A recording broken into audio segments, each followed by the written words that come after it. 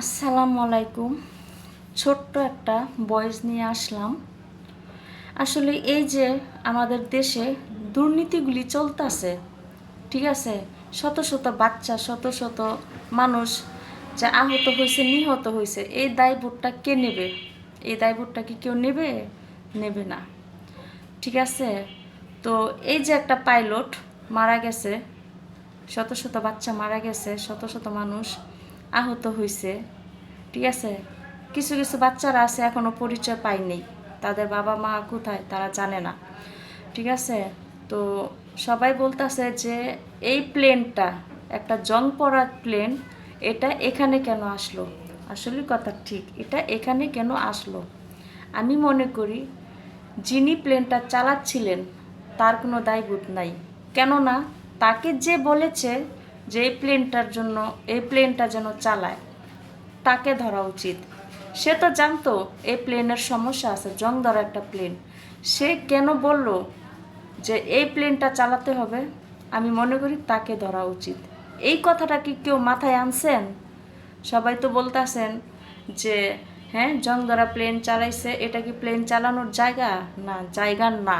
এটা আমিও জানি, আপনিও জানেন, সবাই জানে। দুর্ঘটনা যে আসবে এটা তো বলে আসে না, তাই না? কথায় বলে না, জন্ম মৃত্যু বিয়ে আল্লাহর ইচ্ছা। ঠিক তেমনি এটা হয়েছে। কিন্তু আসলেই মেন দোষী হচ্ছে যিনি বলেছে যে এই প্লেনটা চালানোর জন্য, তাকে ধরা উচিত। কারণ সে জানতো এই প্লেনটার সমস্যা আছে, ঠিক আছে। একবারও কি কেউ ভেবে দেখছেন যে আসলে এই সমস্যাটা কোথায়? যার স্বামী হারাইছে সে বুঝতাছে, যার সন্তান হারাইছে সে বুঝতাছে, যার মা হারাইছে, যার বাবা হারাইছে সে বুঝতাছে। আসলে ওই লোকটাকে ধরা উচিত, ঠিক আছে। আমরা আসেন সবাই হাতে হাত মিলাইয়া ওই লোকটাকে ধরার চেষ্টা করি, ঠিক আছে। উনি কেন বলল এই প্লেনটা চালানোর জন্য? ঘটনা তো বলে আসে না, বলে আসে না।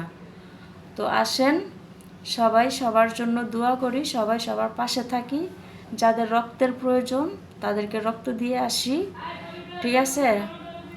এখানে মানে কি আর বলবো, আপনার আমার সবারই সন্তান আছে, ঠিক আছে। তো ভাষায় বলতে পারবো না যে আসলে মানে মনের ভিতরে কি হচ্ছে শত শত শিশু বাচ্চাদের জন্য। খুবই খারাপ লাগতাছে। ওরা ফেরেশতা, ওরা কিছু বুঝে না। যে বুঝতেছে সে হচ্ছে তার মা বাবা, ঠিক আছে, তারাই। তো প্লেনটা যিনি চালাইতে দিছে আমি মনে করি উনারই দোষ। আমার মন চাচ্ছে উনারে যদি যা ধরতে পারতাম, তাকে জিজ্ঞাসা করতাম, আপনি জানতেন এই প্লেনটা অচল, এটা কেন চালাইতে দিছেন? ঠিক আছে। যাই হোক, ভিডিওটা যদি ভালো লাগে, আমার কথাগুলো যদি ভালো লাগে, অবশ্যই ভিডিওটা বেশি বেশি শেয়ার করে দিবেন। আল্লাহ হাফেজ, সবাই ভালো থাকবেন।